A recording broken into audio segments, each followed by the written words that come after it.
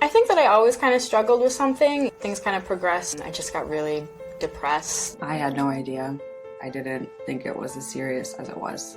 Once I started talking about it, I had family members all coming to me and telling me all the stuff that they went through. Not even just they wanted to comfort me, but it's like they wanted to be telling what happened to them, like they wanted someone to share this with. I just feel like if we had been talking about that stuff before, we could have been helping each other. I am Annika Thomas. Join the conversation. Hello, everybody. I'm Matt Smith, Executive Director of Prevention Focus and Board Chair of the Anti-Stigma Coalition.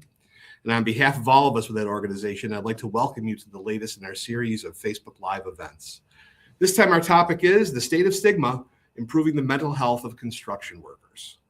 According to the U.S. Centers for Disease Control and Prevention, the construction industry has the second highest rate of suicide among its workers, roughly 4 times the national average. Physical demands, long hours, irregular work schedules, financial insecurity, working away from loved ones, and a culture that values toughness and strength could all be contributing factors. In general, mental illness too often goes undiscussed in workplaces because it is just not an acceptable part of the climate and culture. What are the prevailing attitudes in the construction industry? Are job sites making changes in this area? What else could be done or needs to be done? Here in Western New York, all of us have been watching an impressive large construction project that most of us are very interested in, the creation of the new stadium for our Buffalo Bills. Today, we have 3 panelists who will address these and other questions against the backdrop of that impressive construction project. Before I introduce our panelists, a couple of quick things. Our program is for up to 1 hour. During this time, if you have a question or comment, please type it into the chat box and we will respond accordingly. Your questions often lead to some great dialogue, so please don't be shy. Now it gives me great pleasure to introduce our panelists. Mark Neeson. Mark is a Senior Vice President with NFP Construction and Infrastructure. Mark has been a strong advocate for mental health support throughout the stadium project. Thanks for joining us, Mark. Monica Farrar. Monica is a licensed mental health counselor with Ramp Health. She is on site to meet the needs of the workers of the stadium project. Welcome to our panel, Monica. Thank you. And Tim Bennis. Tim is the business manager of the Sheet Metal Workers Union, Smart Local 71. So glad to have you in this discussion, Tim. Thanks for having me. I appreciate it. Now, let's get right started. This impressive project that we see coming on. And Mark, if it's okay, I'd like to start with you. This is a giant thing, and it's captured the imagination of everybody here in Western New York. And as the project has unfolded, somehow mental health became a point of emphasis involved in the project. Can you take us through how you feel that came to be? Yes, I'm happy to do that. So my company, NFP, actually provides a service on the project that helps to manage the workers' compensation claims for injured workers on the program. And as a part of that project, we have a partnership between the Buffalo Bills and the unions in New York in order to implement a program that is meant to kind of take out the barriers for the filing of workplace injuries and actually take what's traditionally a very adversarial process and make it more amicable. And under the auspices of that process, we were really interested in looking for ways to provide more value to the project, to the labor as a part of the project, to the community. And personally, for myself, as someone who has been a part of, construction for several years, I've been in all types of different union meetings. And, when you're going into these meetings, it's impossible not to notice the talk about, the struggle regarding mental health on job sites, particularly for the construction workforce. The data that you brought up earlier, Matt, is compelling data, and it's an issue, across the country, not just in New York.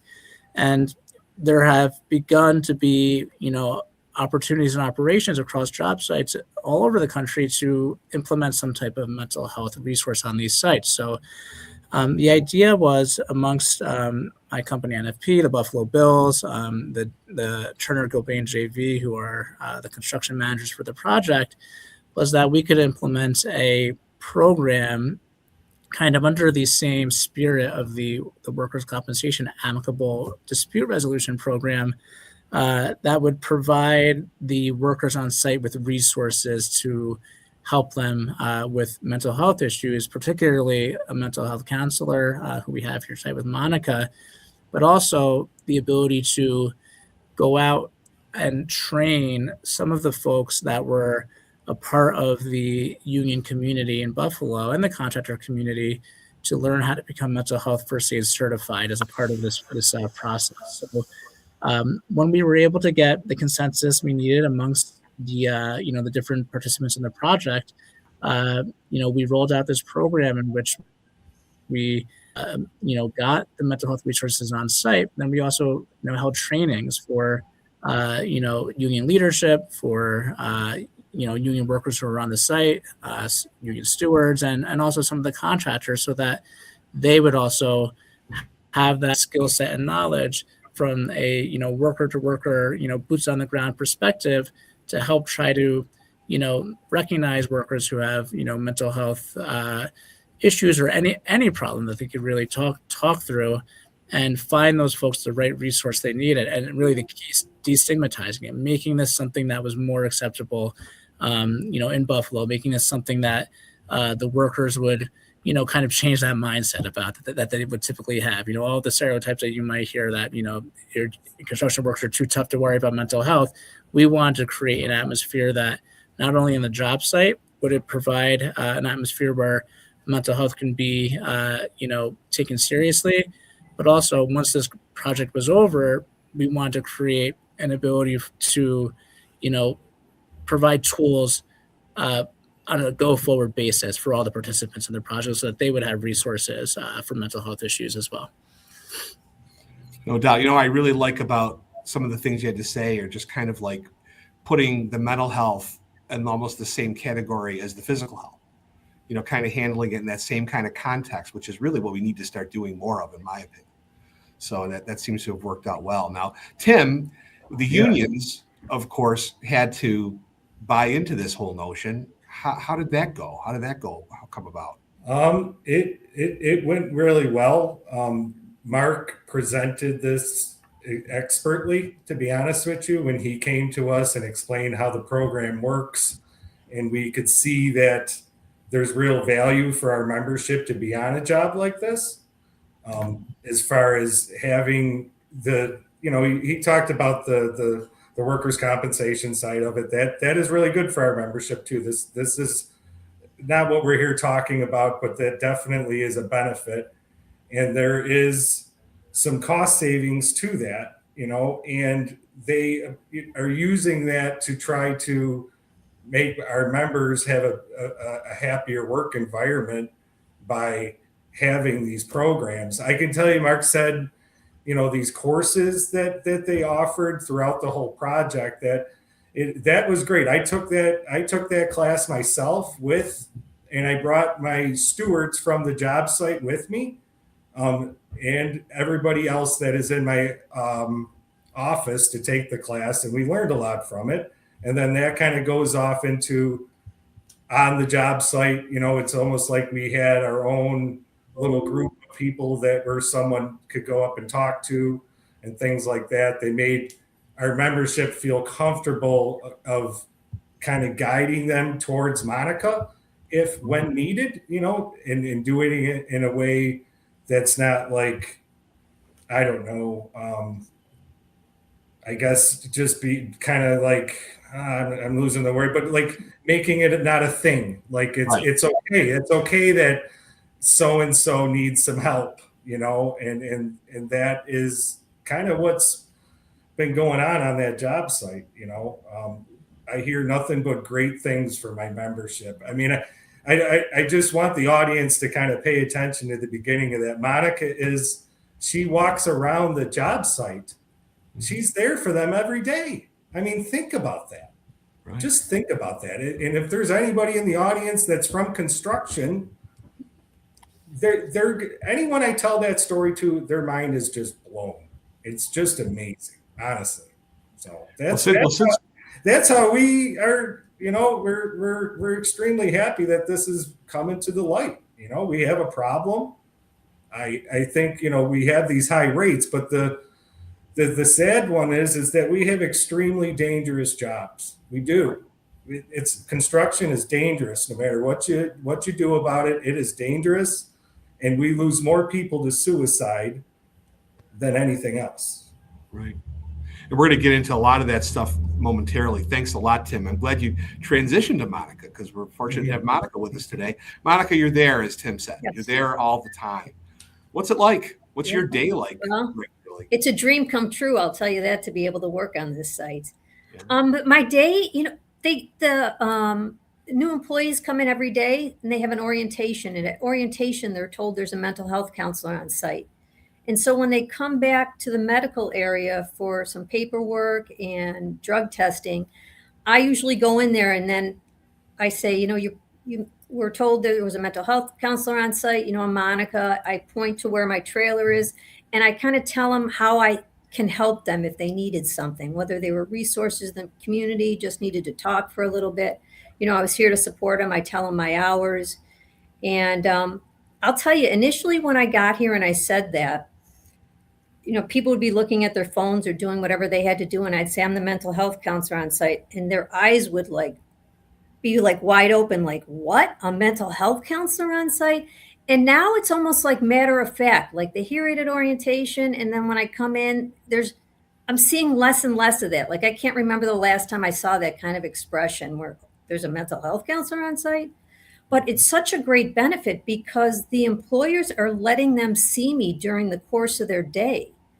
These people are working long days. They couldn't even go off site to see somebody because the business is closed, or, they work weekends.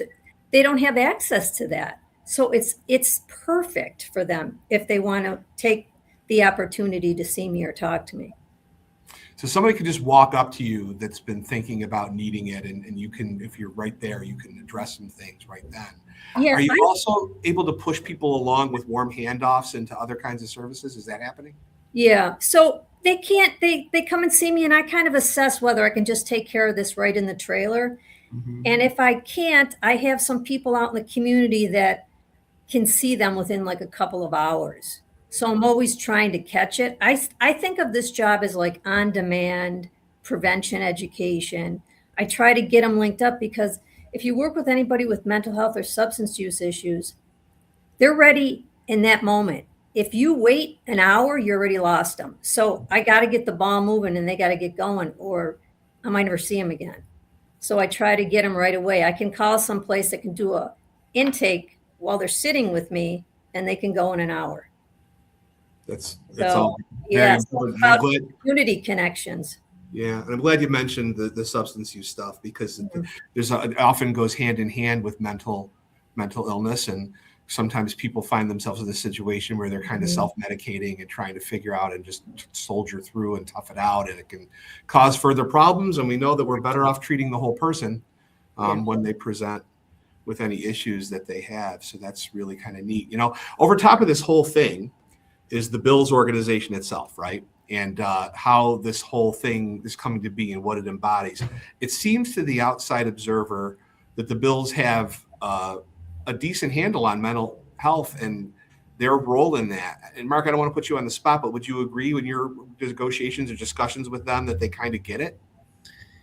Yeah, and I won't speak for the Bills, but what I'll say is that what I'd referenced earlier is when it came down to deciding how to put this program in place, everyone who put it in place put a financial stake into it to support this program. And the Bills were, very generous in doing that, but it was really about the contribution to the community. What I referenced earlier, not only are we going to make this site a place where we could destigmatize, mental health, try to break through that barrier that makes it hard to, for construction workers to do anything but really joke about it. But the idea that the community would be stronger for their project, the training that Tim mentioned, all of those things, that was really a huge part of, what the Bills were excited about, trying to invest, more into the community. And I'm glad you used the word investment, because really ultimately a lot of these things do involve, resources. and making the space for it does require exactly that. But the belief and the hope is not only from the idea of doing the right thing, but also from hopefully the bottom line, where, you know, things that get addressed on site and the way you're doing it could actually pay off financially as well. Absolutely. And you know, there's not the reason to do these things, but Tim kind of alluded to it also. I mean, you know, putting programs in place that, you know, make the workplace more friendly to the worker is always going to be beneficial to everyone. And, you know, Google does this, you know, Apple does this. All these big tech companies have, you know, laundromats in their office, things of that nature. This is another version of that. You know, you're giving something to somebody that they can access at the workplace that they normally wouldn't be able to access during their workday.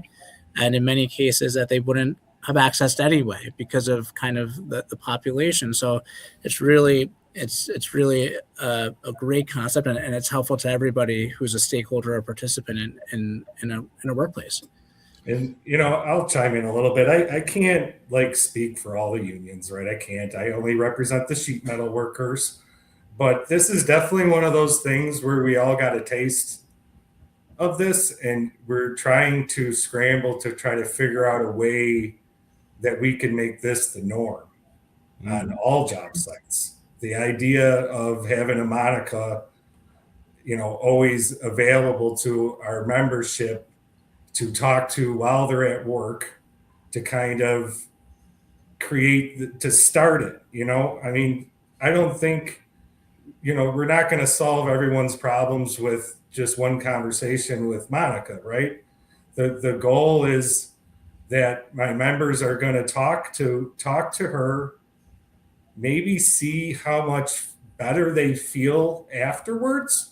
You know, she's trained on pretty much I go to therapy, right? You know, we learn to help ourselves in a way.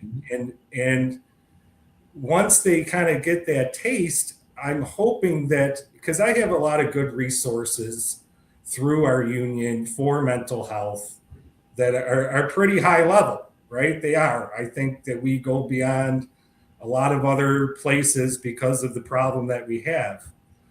But it's the stigma is to getting them to start, to say, I can have a better version of myself, and it's going to require me to reach out and do that. And I'm hoping that once they leave the job site or whatever, that they use all the resources that we make available to them to go forward. But to have it part of their workday is the goal here.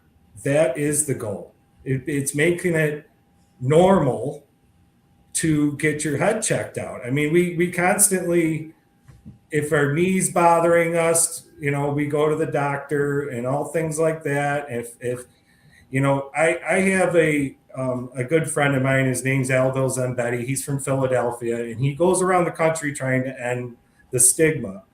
And he does a very good job of kind of using how all of us have become so addicted to our phones. And if you've ever seen someone, once it gets down to that 20%, how they're trying so hard to get that charged. But when ourselves are starting to feel low, we typically just ride it until we're dead. Like literally, like we don't have any more juice. We should have plugged in at 20%, but we didn't. And now, you know, here we are, and we have these major problems. And he's always done a good job of just trying to get people to try to get help when they see it, you know. And we try so hard, but that's what I mean. It's the gold of coming to work and making it part of your day, part of mental health. And I want to thank you. I mean, like honestly, Monica, I heard nothing but great things about you. You've helped so many people, probably beyond what you realize. And I hope you realize that. And on behalf of everybody that's working on there, you are one of the heroes of that job site, and you're talked about more than what you realize.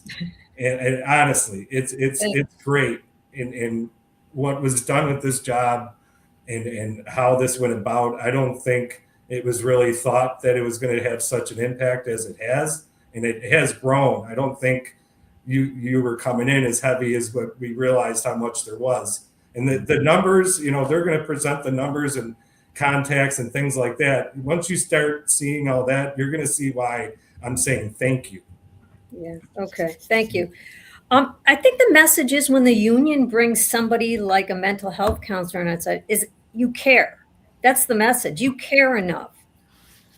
So I think that's a really big thing, just that message alone to them. I am walking around the site. I'm very kind of matter of fact. Like I don't like chase people, see if they need services, that kind of thing. I could talk to them about anything, their kids, what they're doing later today. I remind them who I am. I'll go to the break room and hand out some candy or whatever, just to have a conversation with people. In hopes that they have a good interaction with me, and if they need me, they'll stop by. You're going along the lines of our first question we just got, and periodically I'll jump in with a chat question to try to answer questions people might have from the audience. And the question is for you, Monica, and it's: have you seen a change in attitude among the workers as the project has been going along? In other words, it's been a little bit gradual. In other words, are they starting to feel more comfortable with the idea of talking about their problems? And I think that's seeing you, but also when you meet with them, what's that like? Well, I think it comes from like higher up, like the safety, for example. Like I can't give enough credit to those people that are in safety, because they're constantly almost like coming in like for a consultation. They're asking me, what do you think about this? What do you think about that? They'll walk somebody from the site over and they'll tell them kind of their story. Like maybe they had mental health treatment at one time. It's not so bad. Let's give Monica a shot. Let's have a conversation with her. So I think overall, because they know me, and on the site, it's all about trust. Mm-hmm. So I feel like the more they see me, the more they know me, the more they see somebody coming into my trailer, that the more likely they are to seek the service. In our industry, we get one chance to get it right. If my interaction is bad with that client, that's the end of it. And here, if my interaction's bad, probably another 500 people know. So I try to be on my game every time I see somebody, because I want them to be able to come back as they need me. Because sometimes people just come in once, they kind of unload and then get back on with their job. And then I have people that come in, like I saw somebody yesterday that I maybe saw in May a couple times and like over the summer, and then he came in again. That's great. He's kind of like a revisit. He's checking in. And I think that's important. So I try to make no matter whether I'm working here or somewhere else, that's our job. We're relationship builders. I got to get it right. And I think afterwards, there's an after they meet you thing, after they've used the service thing, culturally, what happens? How is that handled? I don't know, Mark, if I can lean to you a little bit in terms of the attitude of, I think the worries that people might have is there some sort of price to be paid for coming forward? Is there some sort of price to be paid maybe for missing some hours here and there? How does that look so that we make sure they still feel good after they started, I guess is my point. Yeah, I would say that that's not an issue here on this project. I think that what the project has really, and the project management team has really gone out of their way to, make the resources that Monica has provided front and center. And, there is a true effort to, socialize the need for, these discussions on this project to really destigmatize. So I don't see that at all here, Matt, that there's any type of negative consequences for going to see Monica on site. I'll mention like the data that we have in the year of 2025, 18% of the folks who saw Monica came in for additional visits with her. So, it wasn't just a lot of one and dones, although there were some of those. There were plenty of people who came back again and again, and there's no restrictions on that. It's whatever Monica can do to help those people at any time. That's really great that you're keeping track of that and that you can even share some of that information. And Monica, that must make you feel good when you got returning customers, right? Yeah, I think it's great. If they come in and they need something, sure, why not, right? That's what I'm there for. I tell them, right. And honestly, just like physical therapy or something like that too. It's just like, sometimes it takes more than one, and that's what you do. You do, Right. this is normal and right, and this is what we do so we can be our best selves going forward. I think that's all really great. Really great. Yeah. And Matt, let me just say, like, very, very interestingly, when we first put this in place, the concept was that we were going to have a mental health counselor on the site 1 day a week, 8 hours a day, 8 hours a week. And we were thinking, oh, should we split it up maybe 4 hours one day, 4 hours another day? And over the course of the almost 2 years now we've had this, it went from 8 to 16 hours to 24 hours to 32 hours. So now Monica's there 4 days a week. And that kind of really goes to show the acceptance overall on the site and the need, that Monica does not, her time is filled up. She's not sitting around. There's something for her to do at every day, at every moment, having those interactions. And, it was certainly something that's grown since we started this. Fantastic. I guess one question I would always have is, what have some of the greatest challenges been? Once you've decided this was what you were going to do and you were going to get going, what challenges have we encountered along the way that had to be overcome? Which were some of the most difficult things, if any?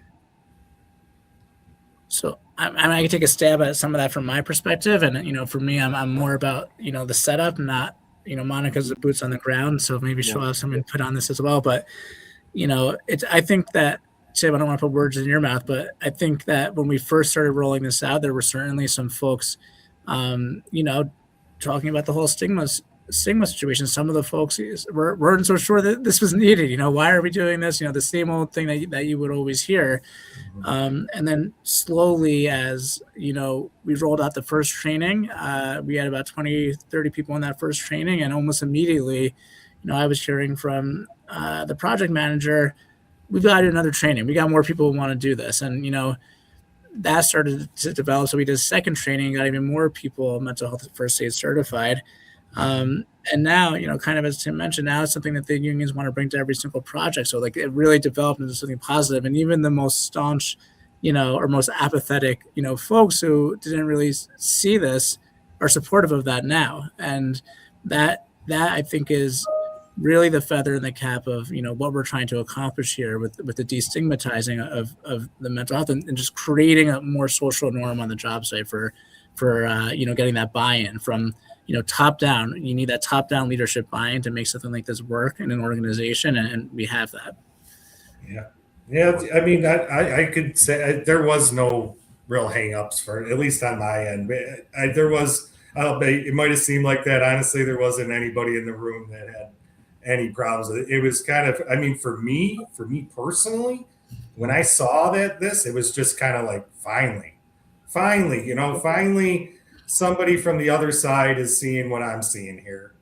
And it just, let's embrace it. Let's show them that this is a need. And now it's real as far as us wanting to figure out a way to making it part of doing a union construction job to be able to have something like this, whether we're going to figure something out. I don't know what that'll turn into, whether that maybe someday where there's a van or something along those lines where you could go from job site to job site. I don't know. But we're starting to think that way and we're starting to say, let's combine our powers, all of our different trade unions. We all want this. We do. It's just a way of figuring it out. And, now getting a little taste of this, I think that, it's going to happen. When my group of people, when we want something real bad and we're focused on it, we usually make it happen, to be honest with you. So that's the focus coming out of this. And, we're going to see if we can make it happen or not. Thanks, Tim. That's excellent. If anyone is just joining us, I'm Matt Smith from the Anti-Stigma Coalition, and I'm joined by Mark Neeson of NFP Construction and Infrastructure, Monica Farrar of Ramp Health, and Tim Bennis of Smart Local 71. We've been discussing mental health in the construction industry, especially about the project at One Bills Drive. We'll be talking even more about the role of stigma as an impediment to addressing mental health issues and strategies for overcoming it momentarily. For everyone just joining us, please do take a minute and check out our website, letstalkstigma.org, and maybe join the over 4,000 others in taking the pledge to end stigma. Also, if you are connected with a business, organization, or faith community, you can become an organizational member of the Anti-Stigma Coalition. You can find information for this on the website under the members tab. Now back to our discussion. So, what is it about the construction industry that has kind of lent itself to the numbers where they are in terms of, the mental health issues and the suicide and all those different things? What is it about the work that we think has been so challenging for those that are in it? Well, I mean, this is something I've thought about for so long, and I wish I really knew the straight up answer. I think the answer is the stigma. It is. There's nothing else it could possibly be. It's a culture of no matter what, you look down, you tie your boots up, and you go to work. You got to feed your family. You got to get the job done. We don't got time for that. We don't got time for your feelings, and that is the culture. And, we have to do the best we can to break that.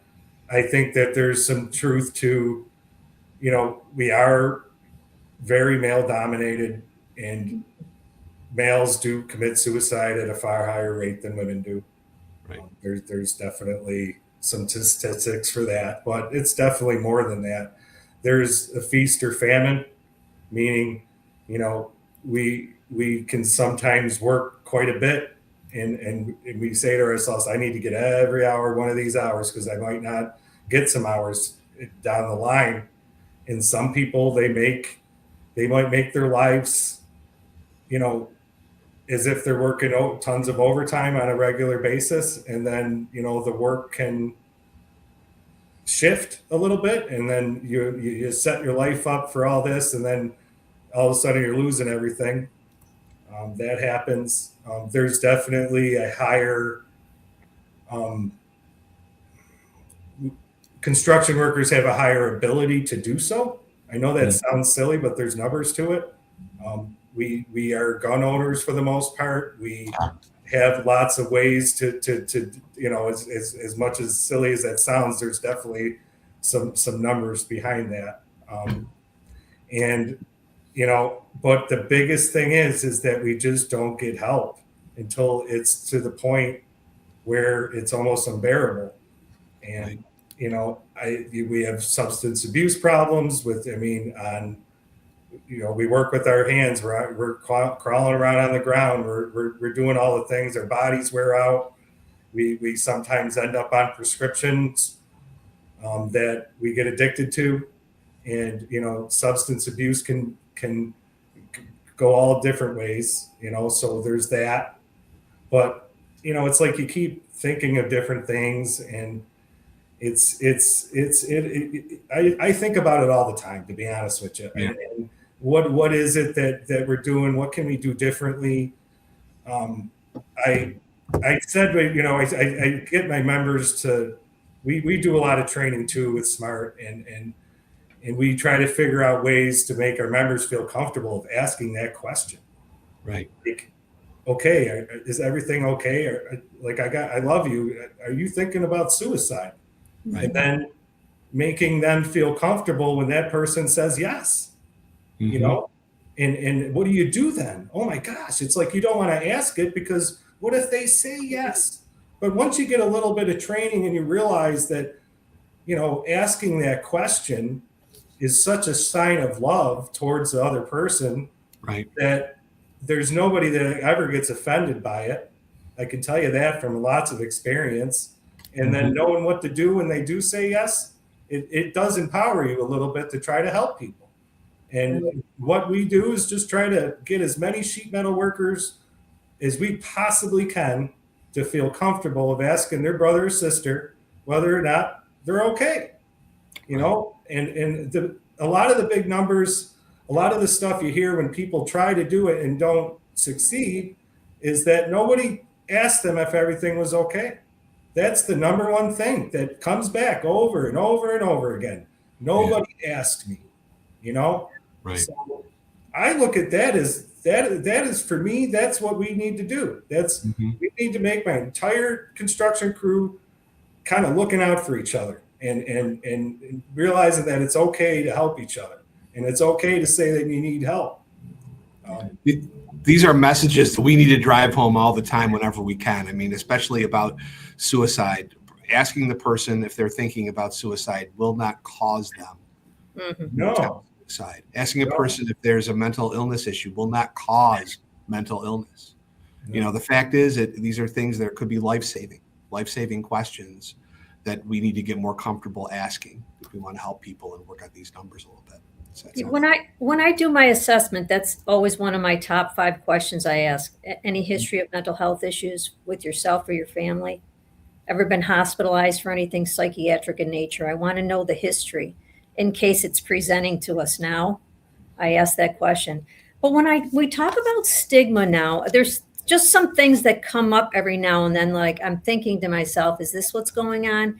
Almost like an intergenerational kind of stigma. Dad works construction and here I am. I want to know, is your dad in the business too? Or how did you get into construction? Because that's what you've learned, right? It's not a genetic thing, but it's what you learn. So I'm trying to figure out if there's any correlation between family members being in construction, and my father was in construction actually. And so is it something like if he had a son that was in construction, would he be thinking along those same lines?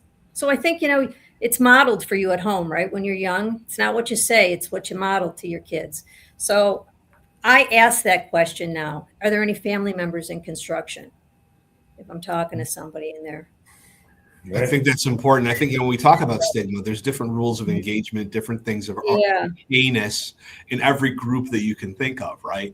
Every family has their rules, every in cultural groups, and trying to get to that. I say that's one of the questions that just came up right now, Monica. They're asking, is there a difference between men and women regarding stigma? Well, there's so few women on the site, but they always seem to be interested in when I have something to say. They're almost around me, that kind of thing. So I guess they're more interested in it, but there's more men on the site. I think there's the age factor is definitely playing into it. So the younger people, they're used to mental health talk. They heard it in high school. Maybe they saw a counselor because a family member was getting divorced or whatever. They seem to be a little bit more open to it. Though I am seeing older people on the site, they're coming and kind of asking some questions. So they're engaging with me, but they're not really saying a whole heck of a lot, but they're kind of testing the waters almost. So I don't know. Maybe as we go on, the younger generation will keep carrying this on to the site. I think still the most important thing is to have this on-demand service. People change their mind in 10 minutes.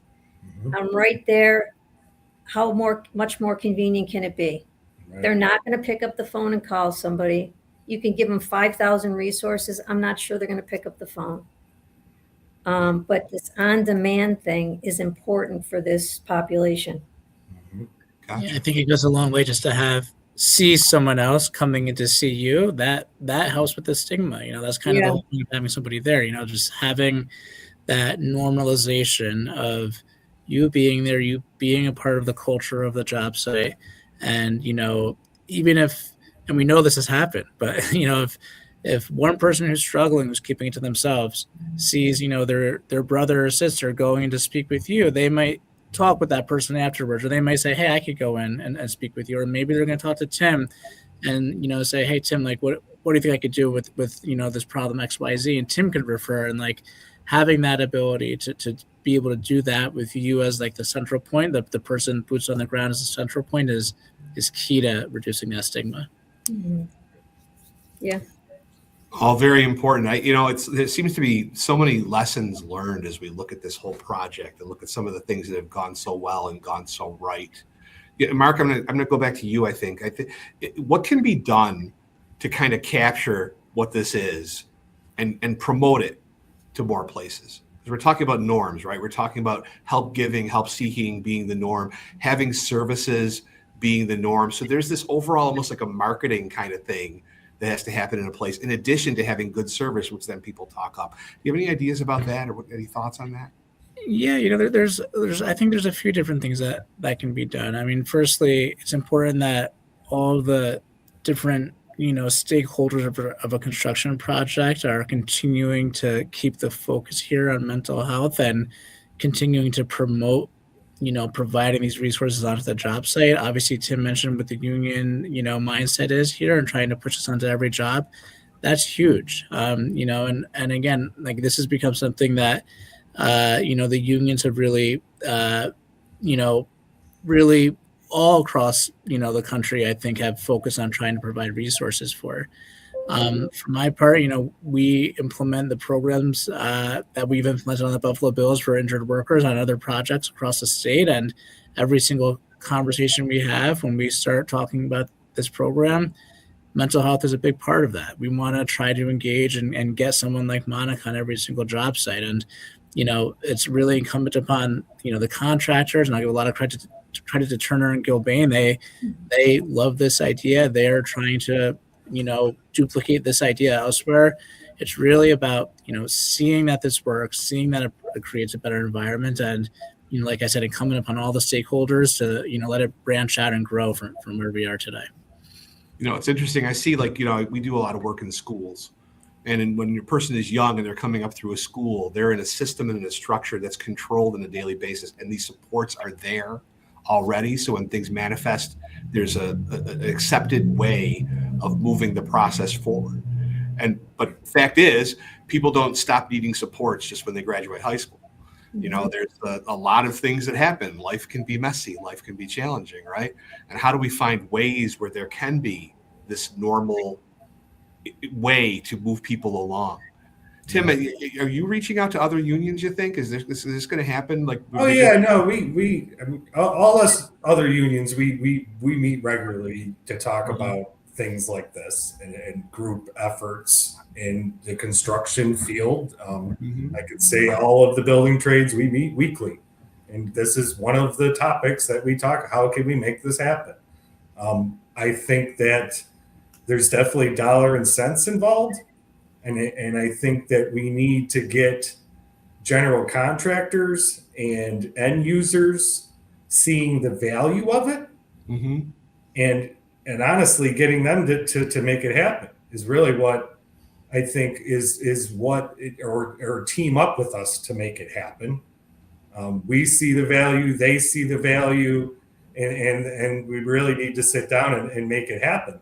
There's obviously we can't make every little job turn into having something like this, but there can be some sort of thought of a grouping and we're going down that route. We realize that all the different trades, we work with each other every day. It's not like you think. It's not one person walks in and does the whole building and walks out. It's everybody has a job to do. We work amongst ourselves. And it is part of all of our interests that there's better mental health on construction sites, and it really just we need the end users to see the value of it, to see that a happy worker is a productive worker. I mean, it's common sense to me, but I get the feeling that if a job site has a mental health person on there to help, that job site is going to be safer.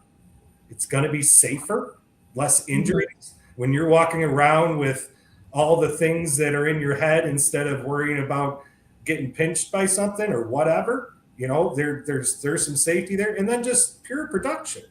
I mean, a happy worker is a productive worker for sure, So happy workers are productive and safe, more safe. I just need people to realize that is valuable. It is. It's very valuable. And I think that once that really gets in there, really there's some numbers to show it, and there's some real dollars and cents that people that are spending a lot of money on these projects are seeing that, okay, if we make this part of it, I'm going to be able to do this in a much better way, and that's what it's like one of those things where it seems like common sense, but you really got to have some numbers for these people to look at so that they actually make the move. And that, I think, we as unions and Mark and Monica, we all need to kind of show it to them, in order for it to happen, because we're not going to be able to do it on our own. Mm-hmm.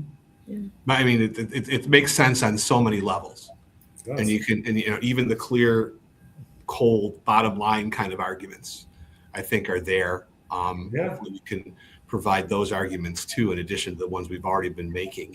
One thing that strikes me about this whole thing is the level of commitment that's required from inception, but then all the way through, because you have to follow through on making sure the service was good. You have to follow through on nothing bad happening to the person who got the services, and it was acceptable and it was okay.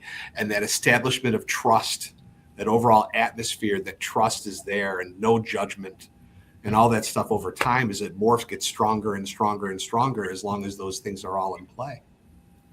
So it would seem. Yeah. So, I'm looking at this project. It's 12:45, by the way. We've got another 15 minutes to be together. The scale of this is obviously, this is a particularly stressful, I'm sure, situation with so many moving parts and so many people, and the looming deadline of games that have to happen starting in August and things that've got to make this a particularly difficult job site. But what lessons could we convey to the smaller companies, to the smaller businesses? What advice would we have for anybody else, just another construction company, maybe employs a dozen people? Well, what have we learned that we could share with them? Anybody have anything? Well, I think there's a value in, no matter what size company, having some access to resources through employee assistance plans, things of that nature, where, even, as we're talking through, this panel, we're flashing those phone numbers up onto the screen, what you can do to get resources. That stuff's not always available, right in front of your face. And, as employers, I think that there's always an opportunity to kind of, push exactly what Tim is saying, like, create those resources for your workers. That creates a more loyal workforce. It has a trickle down effect. To Tim's point, I did a thesis on this 20 years ago. I've been a workers' compensation nerd my whole life, and part of that data is really driven. The cost of every insurance claim relative to somebody who's working for any employer, whether it's construction or not, that goes down the more you're putting resources into your workforce. So what I would want to, express to, any employer of any size is that it's a worthy investment to do that. Tim's point is exactly right. A happy workforce, a healthy workforce, one that has one less thing, a worker that has one less thing to think about will be more productive at work every single day. And there's a huge value in that outside just the human value of helping somebody. If that's not enough. Right. It's interesting. I got another question that came in from the chat, and I try to give them voice when we get them. And the question is, have you found that the pressures on construction workers at the Bills Stadium project are even greater because of the monumental nature of this project and importance of getting it done on time? Is that felt by everybody that's there?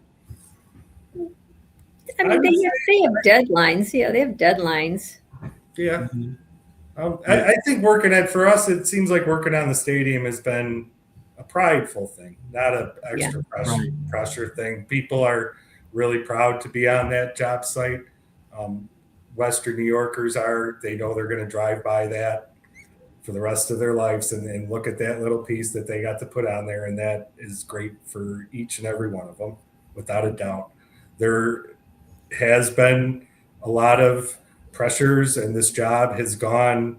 It's amazing how many moving parts are all coming together at the same time, but it kind of depends from person to person, what portion you're working on and things like that.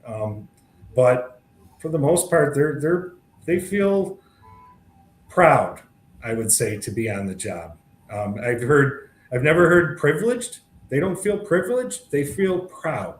Okay. That there is a difference. So that's the general vibe from anyone I have. And I'll be honest, they're starting to get a little tired. We've been working long days, and it's been a grind, but we're getting towards the end, and I feel good about it. Now, I wonder if the size of it in some ways is helpful in that you feel like you're part of something big, that maybe could be like being a big family. Maybe is that true? Is that kind of happening? Or yeah, I mean, to a certain degree, but I got to tell you, I got half of my membership. It's just another job. Yeah. That's the truth of it. That's what they look at it as. They're putting sheet metal up, and they don't really care much whether it's here or there or wherever it may be. They're just doing their job. Yeah. At the end of the day is work. Probably a good half of them are super proud to be there. Yeah, no doubt. Yeah, I always ask people if they're from Western New York, if they're a Bills fan. And, that really gets people engaged in a conversation, especially when they are. I was walking around a couple of weeks ago, was talking to somebody who was pushing, I don't know, some big piece of equipment. We're talking. He's like, oh, yeah, I got seats. Oh, my gosh, this has been unbelievable being able to work here and sign in the beam. And so, you get a level of excitement from, a portion of the people that are here. For sure. You actually, this might not. If you don't know, that's fine. Are mostly the workers mostly from around here, or are they from all over the place that are on the job? They're from all over. They're all over. Yeah, all over. But I think the substantial majority is local. But there have been some folks brought in from other jurisdictions as well. Yeah, I wonder also about if you work away from home, and you're not with family members who you would talk to on the regular, or you're doing just a little call-in, check-in, yeah, everything's fine. I just wonder if that's another challenge for workers in terms of that possible. Stressful. You're not home. You could not be home for a while. Mm-hmm. You're not seeing your family, your kids. Yeah, it causes stress, marital problems, family issues. People are by themselves. They isolate. They tend to use more, when you're alone, thrives in isolation. So if they're in the hotel room, that kind of stuff. Gotcha. Yeah, that makes sense. I love stories, and I wouldn't, of course, confidentiality, no names or anything like that. But would any of you care to share a story related that of somebody that you helped, that somehow the system has done something to support them that you can recall? For my part, I can talk about at least one story where the entire process that we set up here really worked beautifully. It was a story relayed to us by one of the union business managers, which are Tim's peers, that the folks who run each individual union. And essentially, what he relayed was that he had gone through, the mental health first aid training that we conducted on the site, helped him learn how to be prepared for situations that, where a worker might be reaching out or might be having a hard time. And this exact thing actually had happened where he was actually on his way to the stadium that day, and he received a call from a project manager who said that they had one of his members, having a struggle on the site. And because this gentleman had gotten the training he needed, he was able to get on the phone with the member, kind of help calm him down. And then because he knew what resources were available on the site, he was able to kind of rally the troops on site, from the safety team to Monica, and kind of all the different people who are in tune here on the site, and kind of get everyone together and help this person who was in certainly a distressed situation, and show that person that there was awareness and care for them.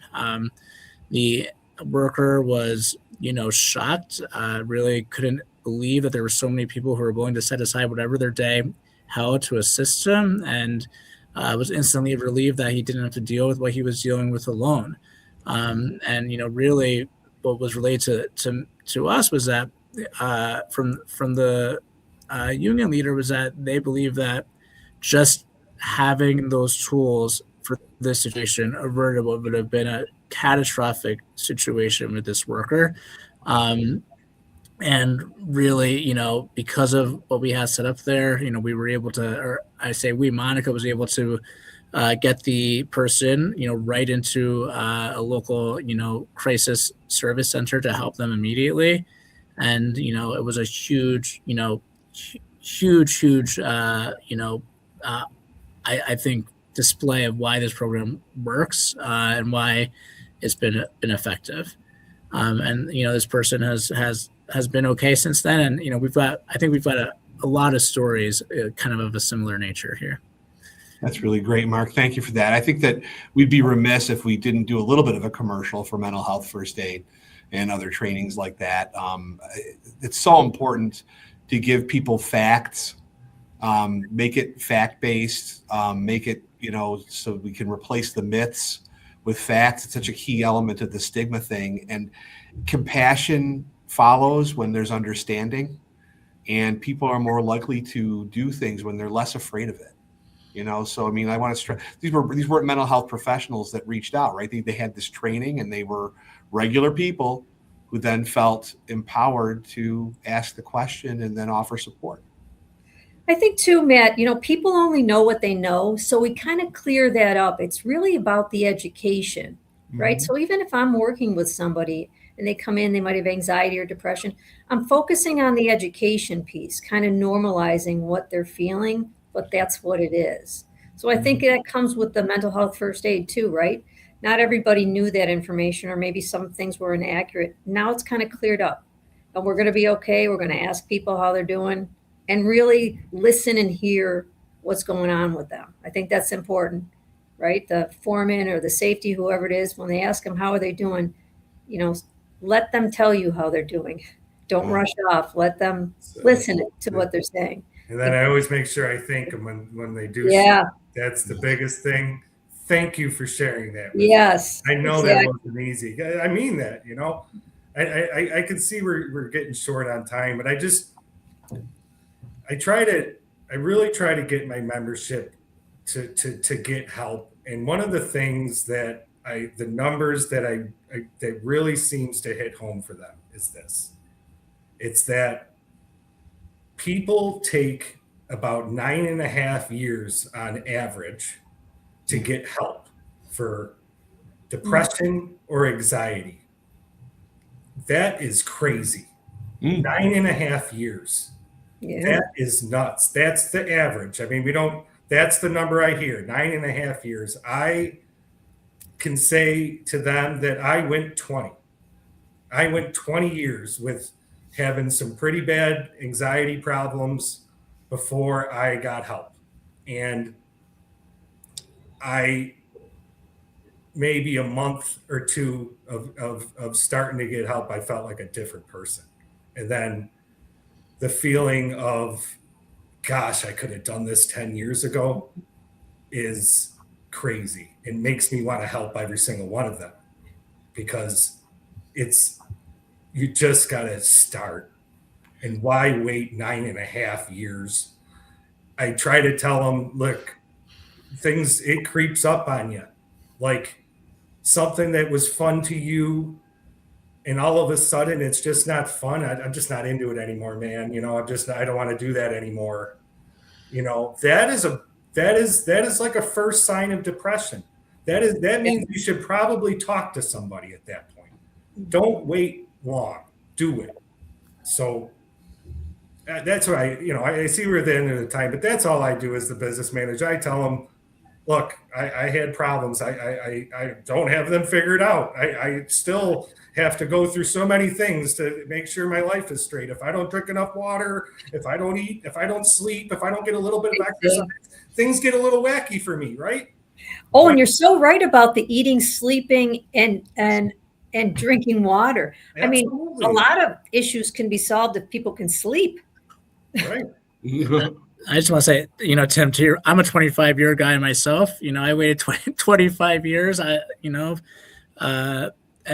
I think in terms of the stigma, it takes a lot to get yourself out of that isolation and finally be able to talk about whatever the issue is. For me, it was abuse, and I didn't even I couldn't even comprehend what it would mean if I said it out loud. And then when I finally decided to get help, it was because I was having kids, and I said, I've got to get some help. And then when I started talking about it, I began to realize that I was doing it more to myself. I was, suppressing all of those things, and, being able to have that first conversation. I mean, I think that anyone who's, eventually decided to utilize a mental health resource, they come to realize that very first time where you have that conversation, you start being able to talk about it, the weight that gets lifted, it's just incredible. And it really, it's really something that everyone should be doing, because, no one's perfect. And the fact is that, everyone needs a resource, needs a helping hand. Thank you for sharing that. And thank you all for all the sharing you've done with this. We're about at time.